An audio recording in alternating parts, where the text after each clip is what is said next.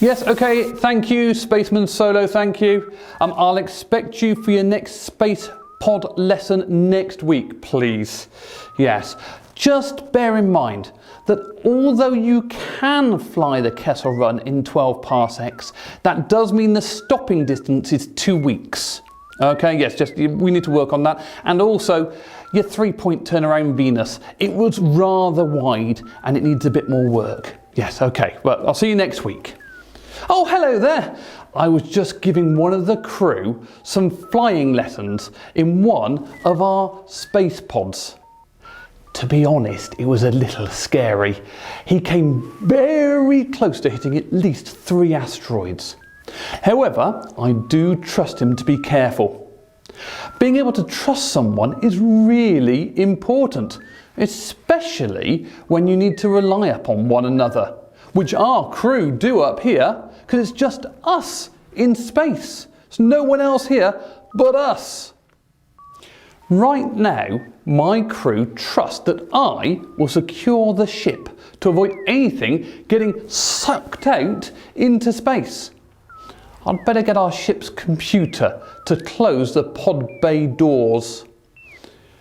Computer Hal, close the pod bay doors, please.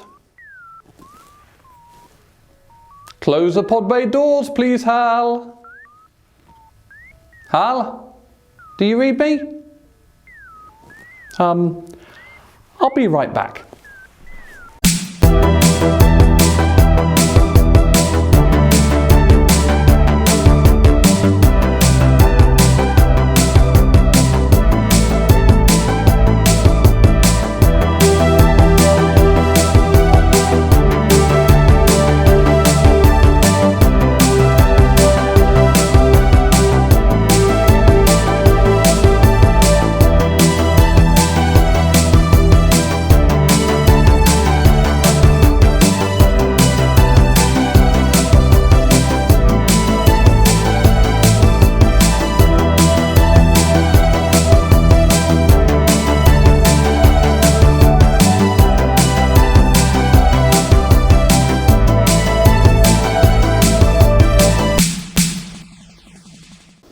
Put your hand up if you've ever been on an aeroplane. I can remember the first time I flew in an aeroplane. I was quite young, and I remember sitting down and putting on my safety belt and listening to the safety instructions. I remember thinking, ooh, can this huge chunk of metal really get up into the air? And, importantly, stay there. Is it really possible?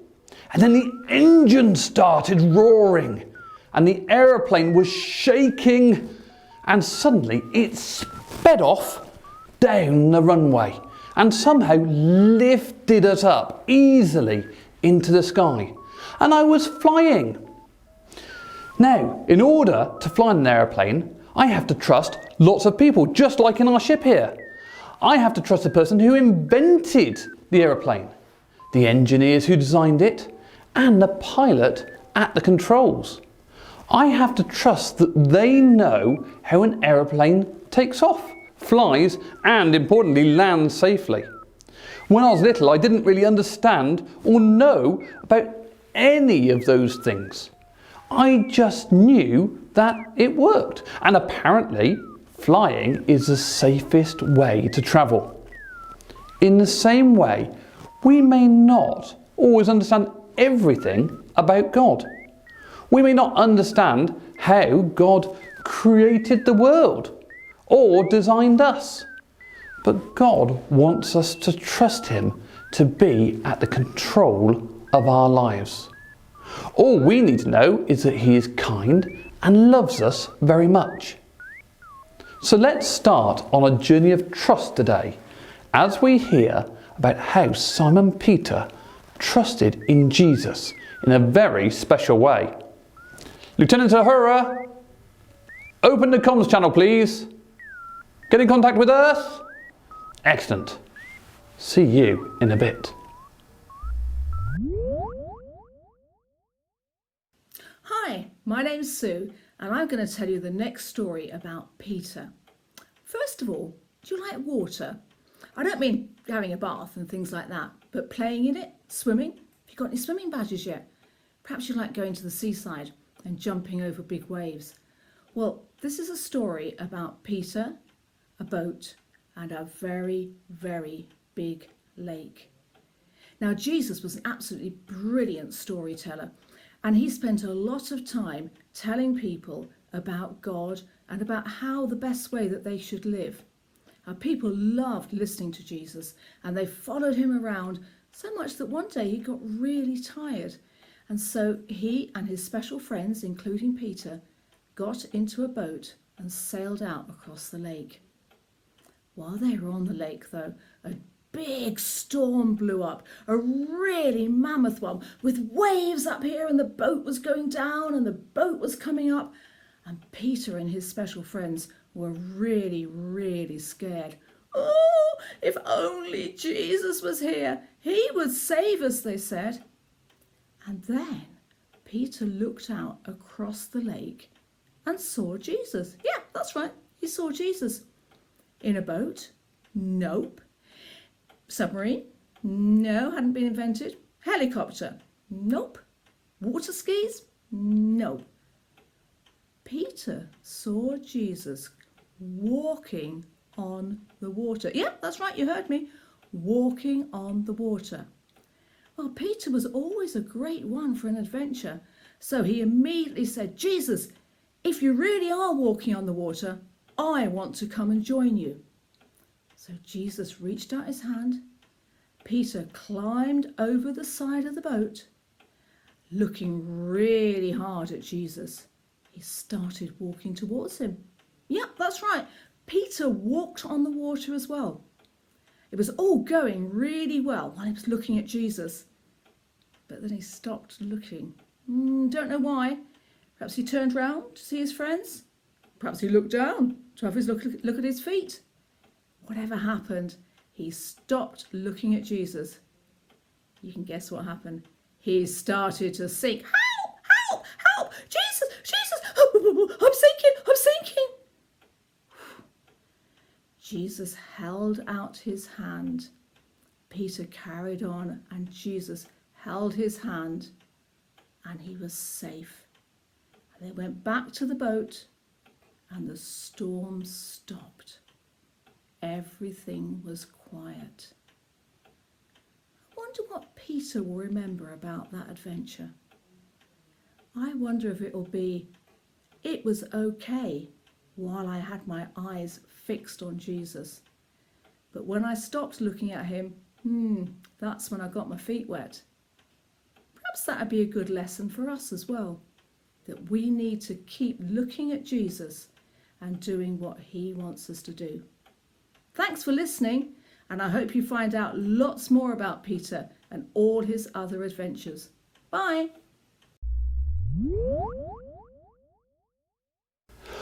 Wow! And I thought that travelling in space was amazing. Imagine that, being able to walk on water. Just goes to show that we can trust in Jesus because nothing is impossible for him. There is nothing too big that he can't do.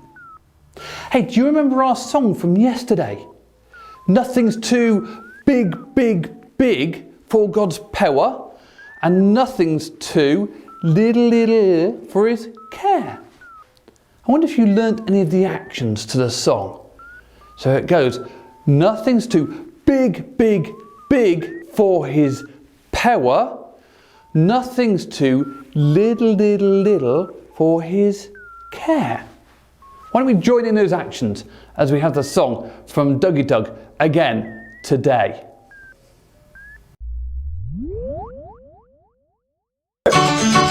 Hey! Ho! Here we go. Hey! Ho! Nothing's too big for his power. Nothing's too little for his care. Nothing's too big for his power. Nothing's too really for his care. Here comes the elephant. Big for his power. Nothing's too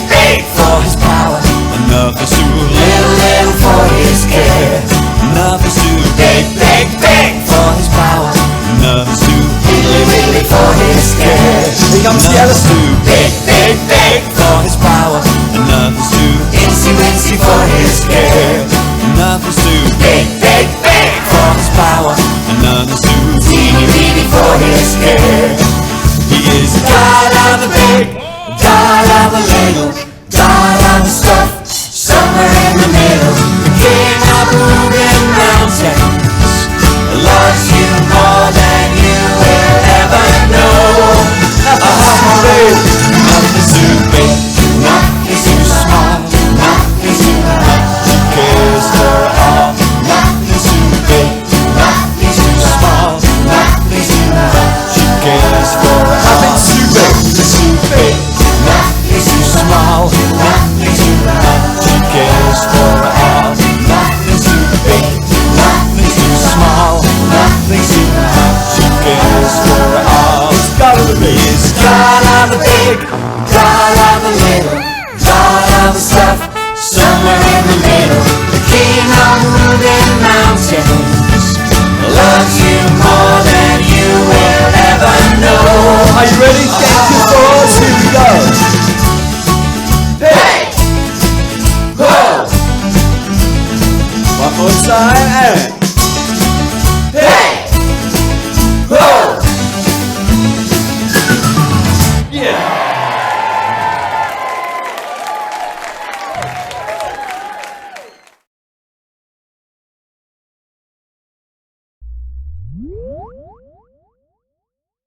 I've got it!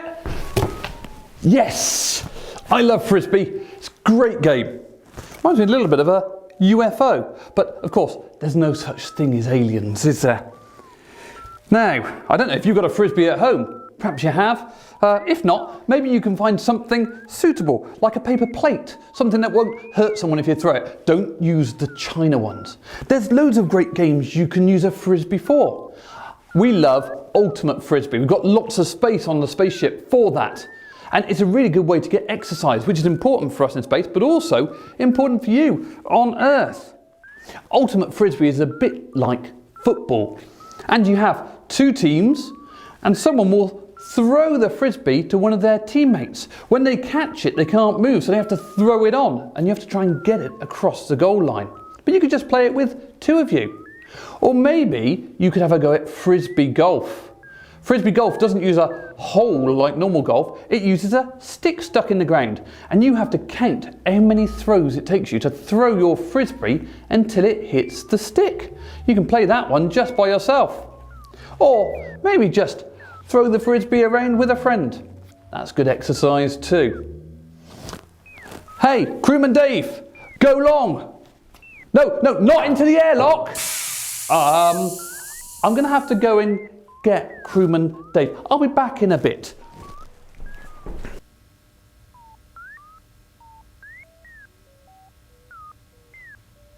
Lucy! Lucy! Yes, Bert? What is it? Lucy, do you want to come for a swim in the spaceship's pool?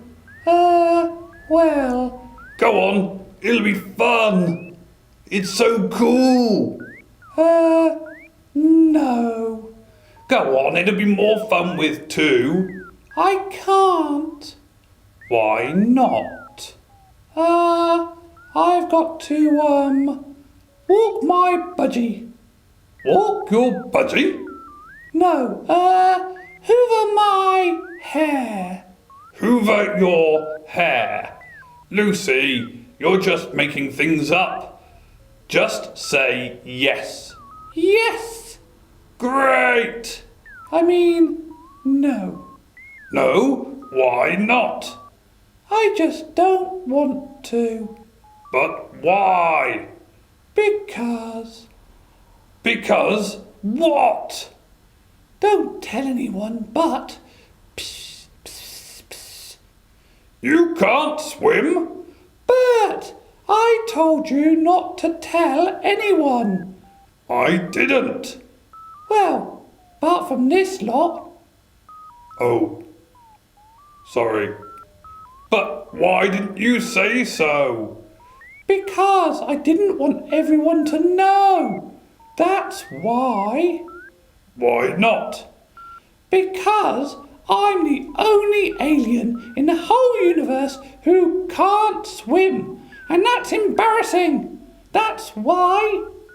But there are lots of people who can't swim, and it's not embarrassing. I couldn't swim once. You, Bert, I thought you could do everything. Not everything, just most things. Look, Lucy, I can swim like a fish. I'll teach you. I swim like a stone, straight down. Would you really teach me? It would be an honour. messing about. No, Lucy. You can trust me. Learning to swim is a serious business. So are you gonna come? If you promise I won't get wet. Only joking. Right, let's go. Come on, Bert. Okay, bye everyone. Bye.